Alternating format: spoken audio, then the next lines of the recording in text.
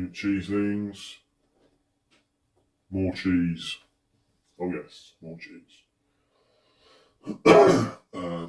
Okay, so I have here Manchego Gomez, which is a Curado PDO Manchego cheese from Spain. So thecheeselady.com says this: experience the Curado cured artisan Manchego cheese from Familia Gomez Moreno, a timeless marvel aged for over 6 months with the prestigious Manchego cheese denomination of origin. It's crafted exclusively from raw milk of the Manchego sheep. This natural masterpiece embodies a century-old family tradition. The result is an intense flavour profile that unfolds with every bite, leaving an exquisite bouquet that lingers. Blimey. This artisanal gem is a testament to the careful craftsmanship that has been passed down through generations. With its deep-rooted heritage and distinct character, Carpuela cured artisan Manchego cheese promises an authentic culinary journey that captures the essence of Spain's rich flavours. Yum. Well, that was quite an impressive review. Blurb, description, whatever. Let's have a look at the cheese then. I've had the same problem with this cheese as I did with the Pecorino Sardo. It's just got bluing on it, and do you know what? I keep blaming the packaging, but I suspect it might be me as well.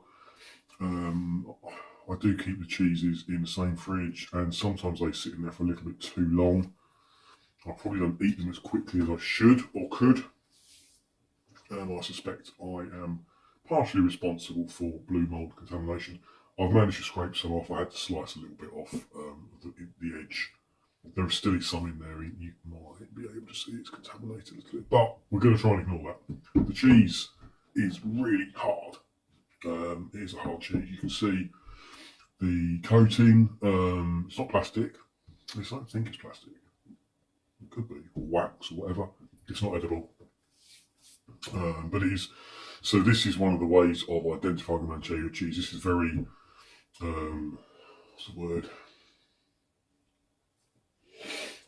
This kind of an identifying feature of Manchego cheese is this kind of,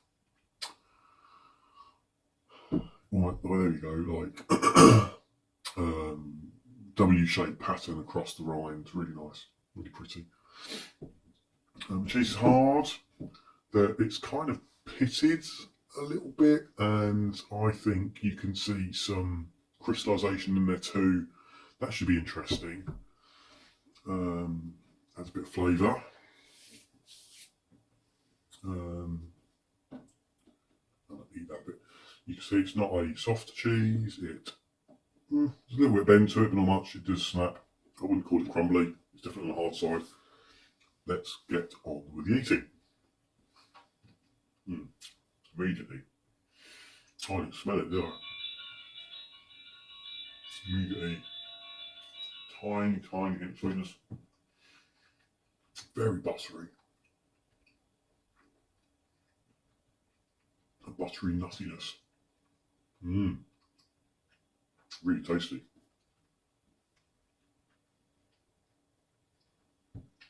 A little bit like butter popcorn.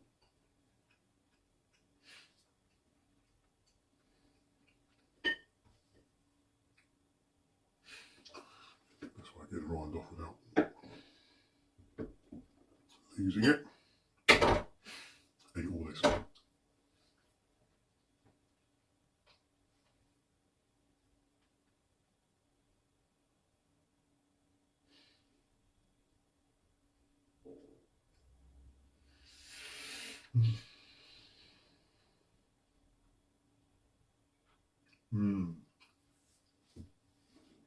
There was something about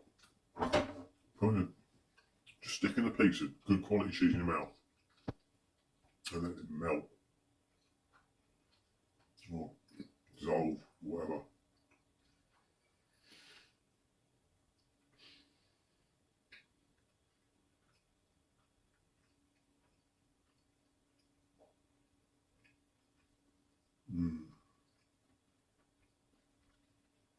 Would you really want to put this cheese with anything? I'm not sure.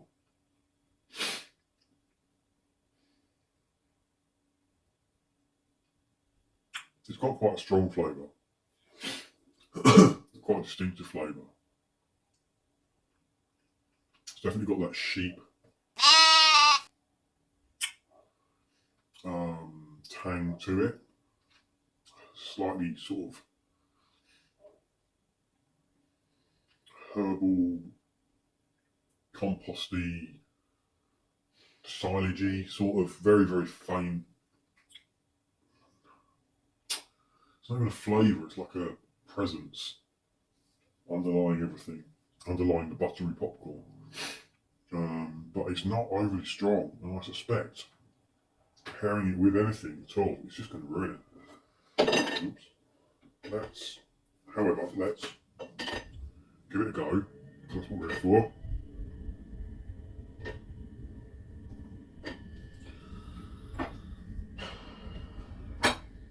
Use my last bit of oil chutney.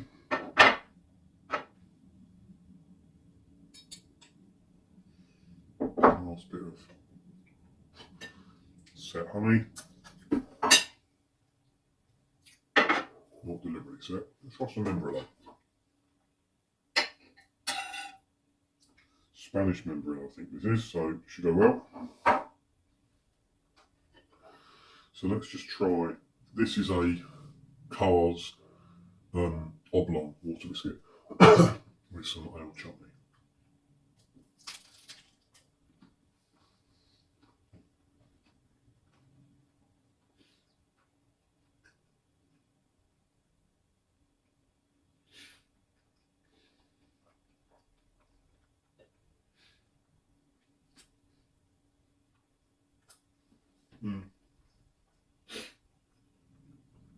It's decent. Certainly not bad. The problem with putting a cheese like this with crackers is that you want to bite it and chew it. And I think you get a lot more of the flavour just by resting it on your tongue and letting it dissolve.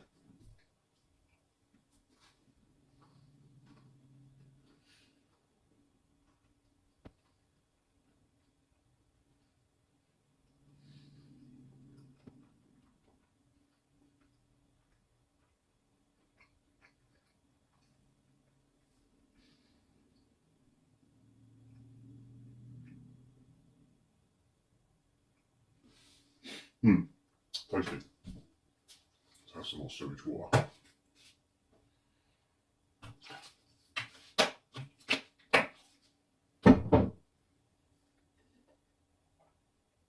Oh, I left a fucking rind on it, haven't I? Did I just eat the rind? I think I did. Oops, probably going to die now. So this is, I can't remember. It's some kind of digestive thing with honey.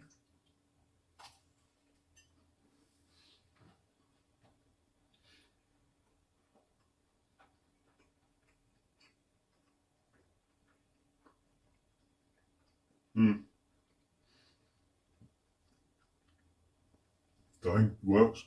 It's nice. I can taste the cheese just about. The texture of the cracker is good. In many ways, this is quite similar to to the pecorino sardo, which I just had. It's not as strong a flavour, but it's a hard cheese, so you need a sort of crumblier cracker, so that's good. The little bit of sweetness. In fact, let's just try that. Let's just do that on its own, just with the honey.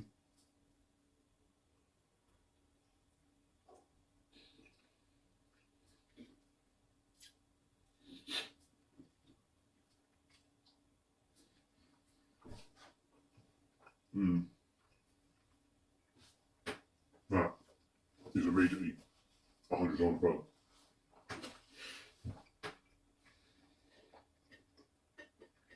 Not bad. Not bad. What am I thinking? Don't need a cracker. You don't need a cracker. You can just eat it like this.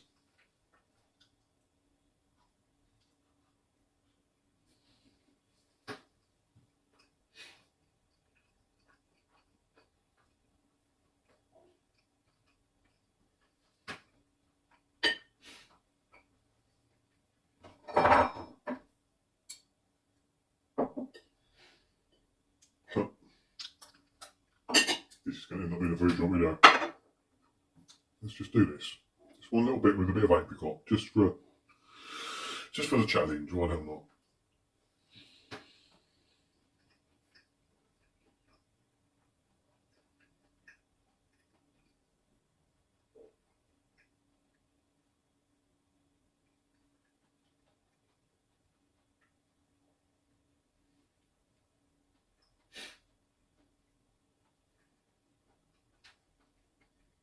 That was okay.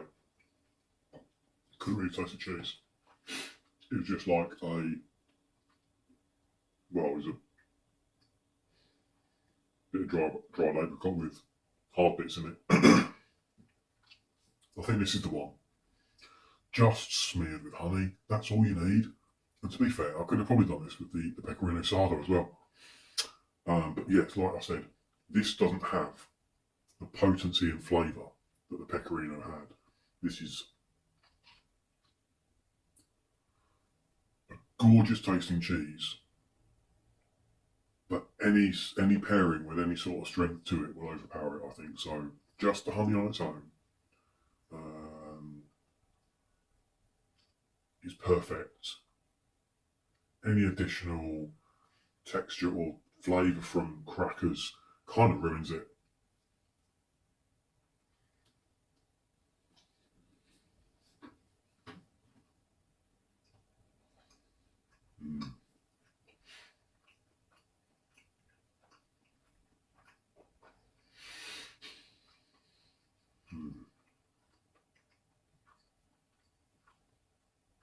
Absolutely perfect.